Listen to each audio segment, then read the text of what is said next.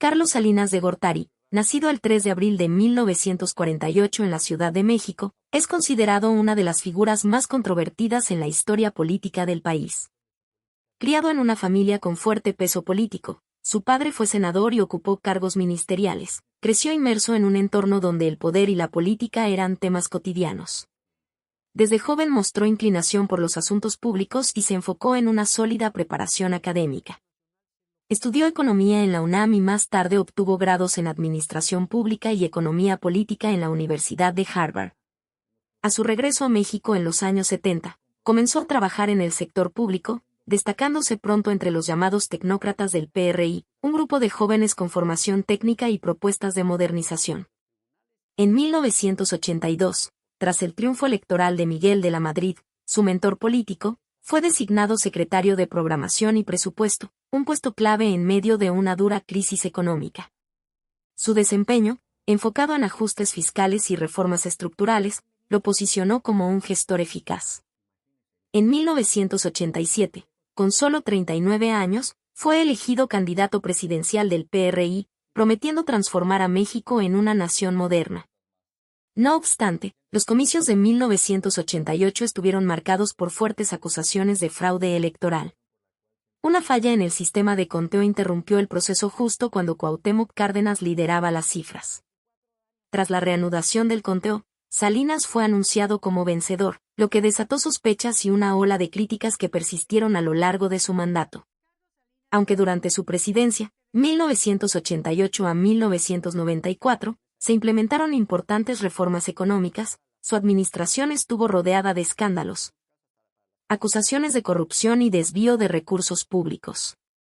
Hoy, a los 77 años, su figura sigue siendo objeto de debate, y su legado permanece envuelto en controversias y sombras del pasado. Si te interesa la historia política de México y quieres descubrir más contenidos como este, no olvides suscribirte al canal y activar la campanita para no perderte ninguna actualización. En los comicios presidenciales de 1988 en México, Carlos Salinas de Gortari fue proclamado vencedor con un 50,36% de los votos, frente al 31,12% que obtuvo Cuauhtémoc Cárdenas. No obstante, días después de la elección, la mayoría priista en la Cámara de Diputados tomó la polémica decisión de incinerar todas las boletas electorales, lo que imposibilitó cualquier verificación o revisión independiente del resultado. Esta medida desató una ola de inconformidad ciudadana, con protestas en diversas ciudades. Cárdenas se negó a aceptar el veredicto oficial y lideró numerosas movilizaciones. Incluso observadores internacionales pusieron en duda la transparencia del proceso.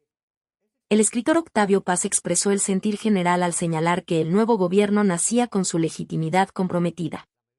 Frente a las críticas, Salinas mantuvo una actitud ambivalente. Por un lado, reafirmaba la legalidad de su triunfo, y por otro, admitía que debía construir legitimidad a través de su gestión como presidente.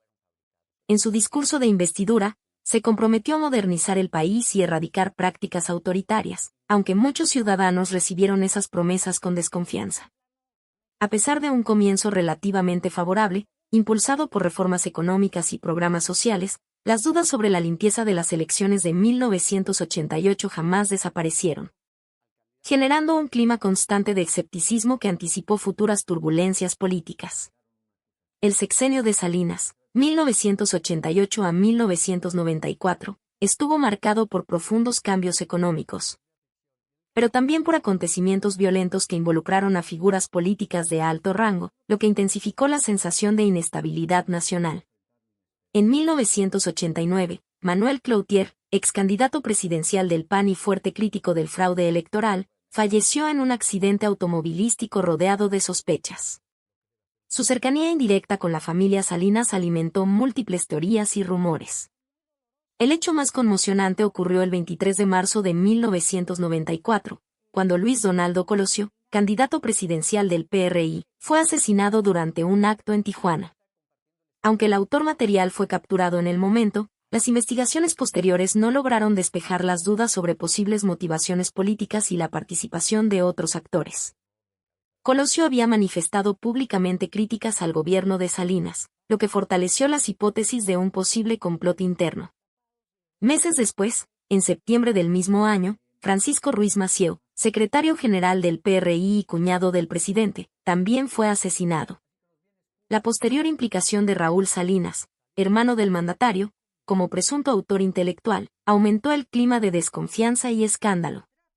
A pesar de los avances económicos logrados en los primeros años del gobierno, como la baja en la inflación, el crecimiento del PIB y el incremento de la inversión extranjera, la economía mexicana presentaba una estructura débil.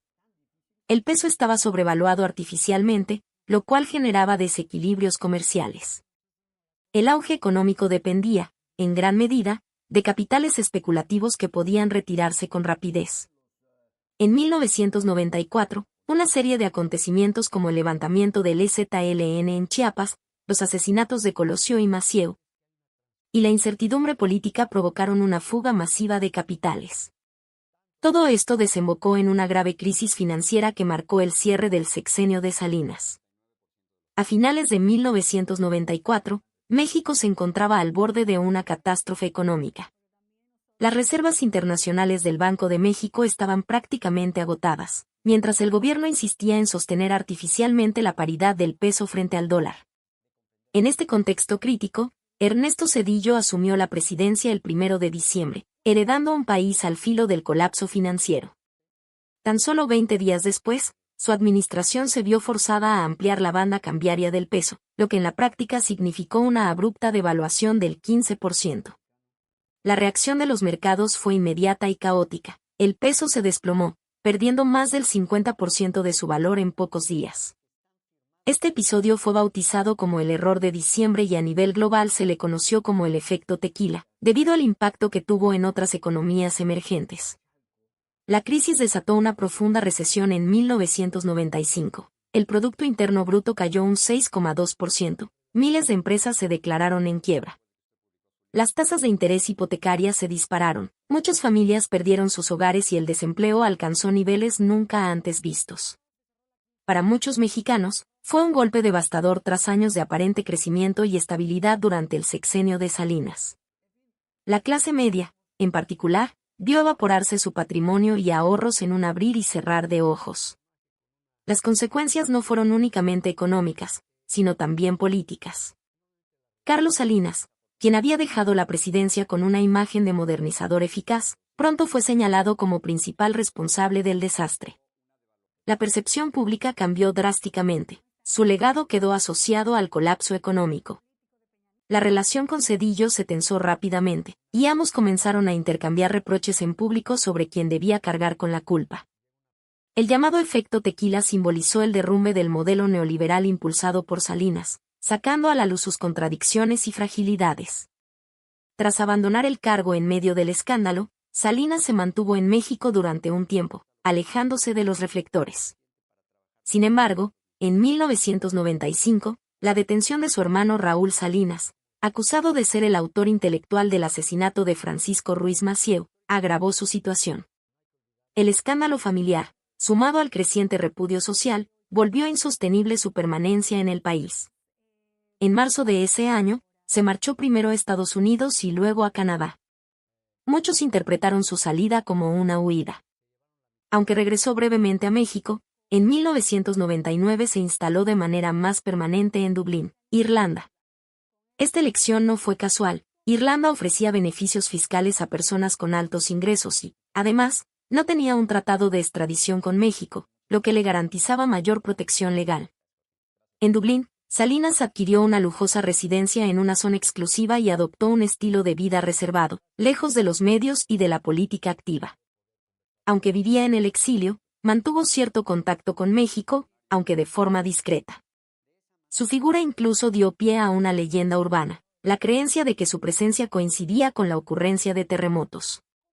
Esta superstición se originó en 1985, tras un sismo devastador mientras Salinas era funcionario público. Acontecimientos posteriores reforzaron la creencia, sin base científica alguna.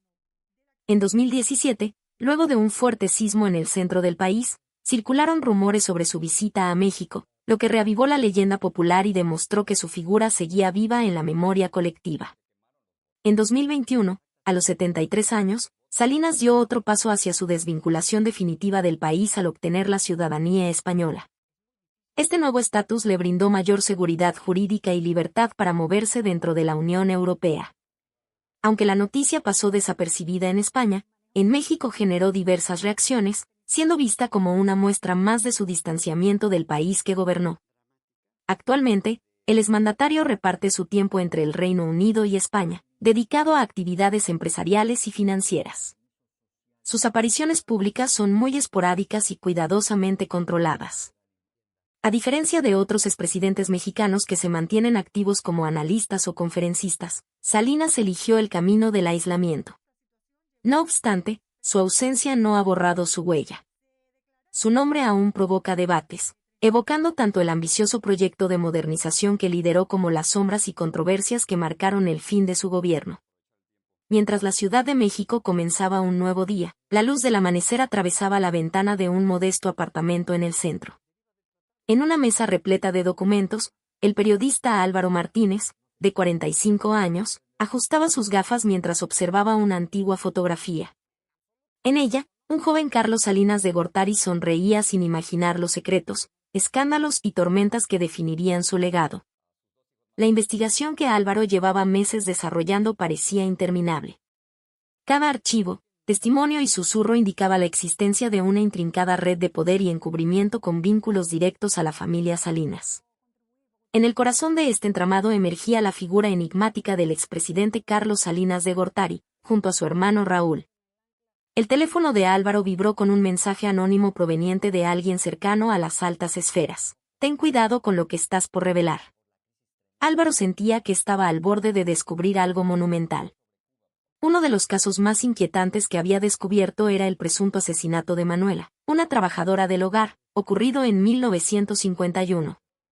Documentos reservados apuntaban a que, siendo niño, Carlos Salinas pudo haber estado implicado en un hecho violento, cuidadosamente enterrado bajo el manto del poder político. Álvaro consiguió declaraciones que desmentían la versión oficial. La detención de Raúl Salinas en 1995 por enriquecimiento ilícito parecía solo rasgar la superficie de un iceberg mucho más profundo. La misteriosa muerte de Francisco Ruiz Massieu continuaba sin resolverse, con todos los implicados arrastrando secretos pesados. Incluso el famoso mito del chupacabras comenzó a parecerle a Álvaro una posible cortina de humo para distraer a la opinión pública de los verdaderos escándalos. Sabía que debía avanzar con precaución. Muchos periodistas que se acercaban demasiado a las cloacas del poder eran silenciados o simplemente desaparecían. Su oficina parecía una sala de conspiración, recortes, fotografías, informes confidenciales, todo formaba un mosaico de conexiones ocultas entre hechos que, a simple vista, no guardaban relación. La familia Salinas era un enigma tan espeso que parecía imposible de resolver. Entonces, el celular volvió a sonar, esta vez desde un número desconocido. Álvaro dudó un instante antes de responder. Una voz baja y grave le dijo, lo que ocurrió realmente en esa casa en 1951 podría cambiar todo lo que crees saber. Estaba claro, la investigación apenas comenzaba. Cada hallazgo lo arrastraba más hondo a un universo de mentiras y manipulaciones. Carlos Salinas no era simplemente otro político con un pasado turbio, era el núcleo de una historia que pocos se atrevían siquiera a mencionar. En otro rincón de la ciudad, Elena Rodríguez, periodista especializada en farándula, recibía una llamada pasadas la medianoche. Reconoció de inmediato la voz del otro lado, una fuente confidencial, muy cercana al poder, dispuesta a revelar secretos íntimos sobre la vida de Salinas. Oficialmente, su primer matrimonio con Cecilia Oxeli, con quien tuvo 3 hijos, había sido retratado como ejemplar. Pero Elena sospechaba que la fachada escondía conflictos ocultos. Su posterior unión con Ana Paula Gerard trajo otros 3 hijos. 2 matrimonios, 6 hijos y una vida bajo la sombra del poder. Sin embargo, lo que más intrigaba a Elena eran los persistentes rumores sobre un posible romance entre el expresidente y la actriz Adela Noriega. La fuente comenzó a soltar detalles comprometedores, supuestas amenazas a Luis Miguel para alejarlo de Adela, encuentros en secreto, llamadas misteriosas y movimientos cuidadosamente orquestados. Aunque nunca se confirmó que tuvieran un hijo, Elena sabía que las negaciones más rotundas a menudo escondían verdades incómodas. Su libreta estaba repleta de nombres, fechas y pistas inesperadas. La vida sentimental de Salinas era un laberinto que abría más puertas de las que cerraba. Antes de colgar, la voz misteriosa dejó una advertencia: lo que estás a punto de descubrir cambiará tu visión de quién es realmente. Elena comprendió que esa noche marcaría un punto de inflexión en su carrera. Ya no se trataba de un simple escándalo, era una verdad explosiva que amenazaba con salir a la luz. Mientras tanto, en una firma de abogados dedicada a rastrear operaciones financieras, Roberto Guzmán seguía la pista de un dinero que cruzaba fronteras y desaparecía entre capas de anonimato. Había trazado un complejo esquema que conectaba cuentas suizas con México, todas ligadas a Raúl Salinas. No eran simples especulaciones, se trataba de transferencias reales, difíciles de justificar.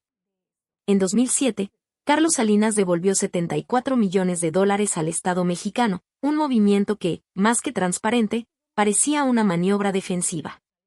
Roberto intuía que cada transacción escondía una historia oscura.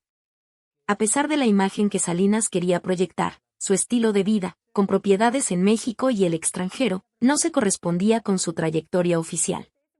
En su poder tenía informes confidenciales que describían una red intrincada de empresas, inversiones y transferencias internacionales, tejiendo un entramado casi imposible de descifrar. Un exfuncionario de Hacienda, bajo condición de anonimato, le filtró datos sobre sofisticadas estructuras de evasión fiscal y vínculos que las autoridades no podían o no querían investigar. Las cuentas en Suiza eran apenas una pieza en un sistema mucho más amplio. Aunque Salinas se defendía afirmando ser víctima de persecución política, los números contaban otra historia. La devolución de millones era solo el inicio. Aquella mañana, Roberto recibió un nuevo documento clasificado. Prometía revelar el verdadero origen de la fortuna Salinas. Conforme avanzaba el día, sentía que estaba por destapar algo mucho más grande que una simple trama de corrupción. Los secretos estaban a punto de salir a la luz, y con ellos, una verdad que podía cambiarlo todo. María Fernández se encontraba ultimando los detalles de su ponencia sobre los cambios políticos ocurridos en la década de los 90, mientras analizaba una serie de imágenes de Carlos Salinas de Gortari, el expresidente que lideró una transformación profunda del modelo económico mexicano. La adopción del neoliberalismo bajo su mandato marcó un antes y un después en la historia contemporánea del país. Durante su administración, sectores clave como la banca, las telecomunicaciones y la aviación fueron sometidos a extensos procesos de privatización.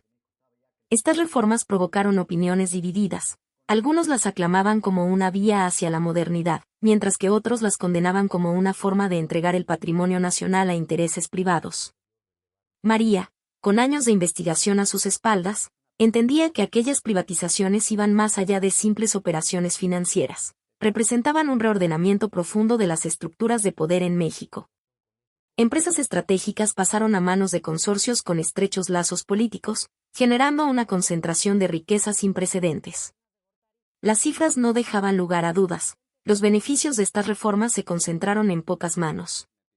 Salinas se convirtió en la figura emblemática de una etapa caracterizada por la fusión entre poder político y económico. Su propuesta económica, presentada como una apertura necesaria al mundo globalizado, fue vista por algunos sectores como una vía hacia la competitividad, pero por otros como el inicio de un modelo excluyente que antepuso los intereses de una élite a los de la mayoría. En el auditorio, los estudiantes seguían atentos la exposición. Para muchos de ellos, Salinas era más un personaje envuelto en escándalos que el arquitecto de un ambicioso proyecto de modernización. María sabía que su tarea era compleja: reconstruir una narrativa llena de luces y sombras. Las privatizaciones fueron el eje de su mandato: bancos transferidos a manos privadas, empresas telefónicas convertidas en oligopolios, y aerolíneas sometidas a procesos de transformación radical. Cada operación era parte de un esquema mayor de reconfiguración económica. Un estudiante, curioso, alzó la mano y preguntó: ¿cómo alguien puede llegar a tener tanto poder? María respondió con una sonrisa, explicando que el poder de Salinas iba más allá de su cargo formal. Se trataba de una influencia tejida en los márgenes del sistema, en las redes invisibles que conectaban la política con el mundo empresarial. Los documentos que ella había estudiado revelaban un panorama inquietante: privatizaciones hechas a la medida de ciertos intereses y decisiones económicas que respondían más a alianzas personales que a una visión de país. Carlos Salinas trascendió su rol como presidente. se convirtió en el emblema de un sistema político con profundas fisuras. Su legado, una mezcla de modernización acelerada y controversias persistentes, sigue siendo objeto de debate. Mientras finalizaba la conferencia, afuera del auditorio, la Ciudad de México continuaba su rutina diaria, silenciosa testigo de una época que transformó el rumbo del país para siempre. Con esto concluye esta mirada reveladora sobre Carlos Salinas de Gortari, una figura cuyas decisiones aún repercuten en el presente de México. Como pudiste notar, la historia no siempre es contada tal como sucedió, y esto es solo una de las muchas versiones que seguiremos explorando. Si te sorprendieron estos datos, cuéntanos qué fue lo que más te impactó. Dale me gusta si quieres ver más investigaciones como esta, y si aún no eres parte de nuestra comunidad, suscríbete y activa las notificaciones para no perderte los próximos episodios de este canal.